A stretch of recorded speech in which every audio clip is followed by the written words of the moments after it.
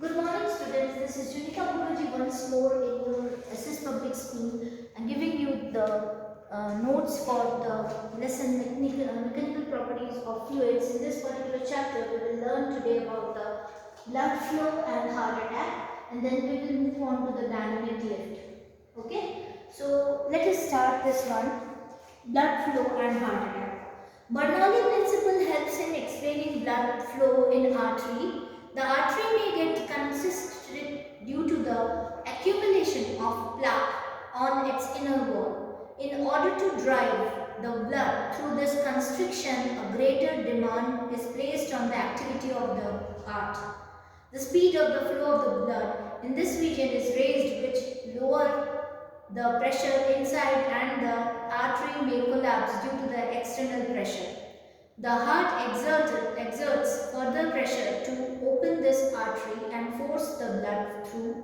As the blood rushes through the opening, the internal pressure once again drops due to some reason, leading to a repeat collapse. This may result in heart attack. So, if there is any particular type of any type of plaque developed in this particular heart, so if the heart will move, the heart will move, or the heart has to work very fast through that particular area where the plaque is, okay.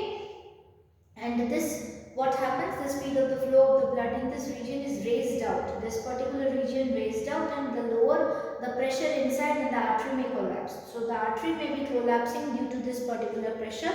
The heart exerts further pressure to open this artery. This particular artery is being blocked up by the plaque itself, and when it is working for blocking the opening the artery, the forces the blood through. As the blood rushes through the opening, and the internal pressure once again drops due to the same reason, leading of the repeat collapse, and thus the human can get heart attack.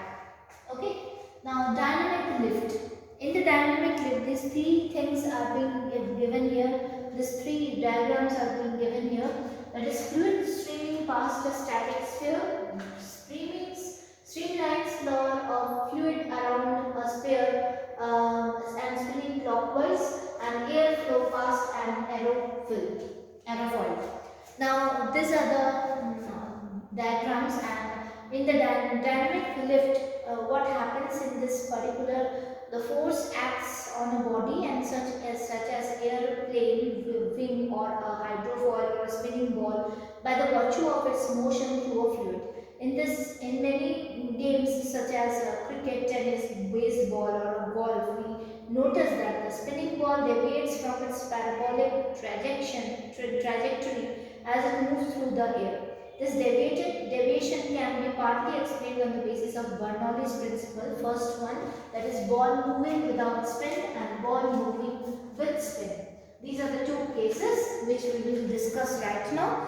First one, ball moving with spin. In figure 10.13, first option, that is a figure in the first drawn in the blackboard, shows the streamline around a non-spinning ball moving relative to a fluid. From the symmetry of streamline, it is clear that the velocity of fluid air above and below the ball at corresponding point is the same, resulting in zero spatial differences. The air therefore exerts no upward or downward force on the ball. Second, ball moving spin. A ball which is spinning drags air along with it. If the surface is rough, more air will be dragged. Such, the streamline of the air from a ball which is moving and spinning at the same time. The ball is moving forward and relative to it, and the air is moving backward. Therefore, the velocity of the air from above the ball relative to the ball is larger, and below it is smaller. The streamline thus gets crowded above the rarefied below, and this difference in the velocity of the air results in the pressure difference between the lower and the upper phase. There is an net upward force on the ball, and this dynamic lift due to the spinning is called Magnus effect. This particular thing is what we call the Magnus effect. Now, aerofoil on lift or aircraft wing. So, aerofoil is there in the C section, which is is drawn in the table in the blackboard shows an aerofoil which is a solid spaced to provide an upward dynamic lift when it moves horizontally through air. The cross section of the wire of the wings of an aeroplane looks somewhat like the aerofoil shows in the 10.30, while streamlining lines around it. When the aerofoil moves against the wind, the orientation of the wind relative to the flow direction causes the streamlines to crowd together above the wing more than those below it. The flow speed of the top is higher than that below it. This is an upward force resulting in a dynamic lift of the wing, and this balances the weight of the plane. This following example illustrated this. So these three things are being given here for the dynamic lift, and as I have discussed below, that is the ball moving with spin. In the ball moving with spin, what happens? Non-spinning ball moving related to the fluid from the streamline.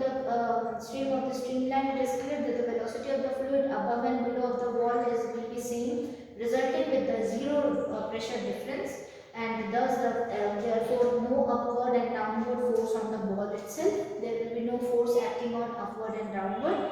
Ball moving with the spin, a ball is spinning, dragging along with it, and what happens? Streamline of the air of a ball is moving and spinning at the same time. So ball is also moving, and the air is also moving with the streamline.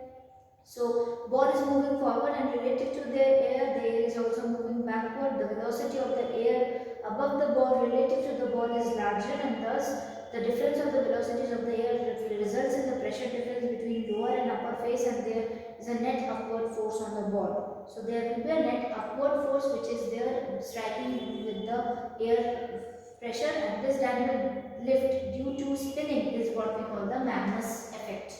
Okay, second portion. And third, we have already been through, that is aerofoils. In this, aeroplanes have this kind of aerofoils, and this aerofoil shows the streamline along with it and moves against the wind, and orientation of the wind related to the flow direction causes the streamline to crowd together above the wing more than those below, and the flow speed of the top is higher than that of the below it, and thus it is moving with upward resulting force with a dynamic lift of the wing and balances the weight of the plane itself. So these explanation is being given to you in this particular topic.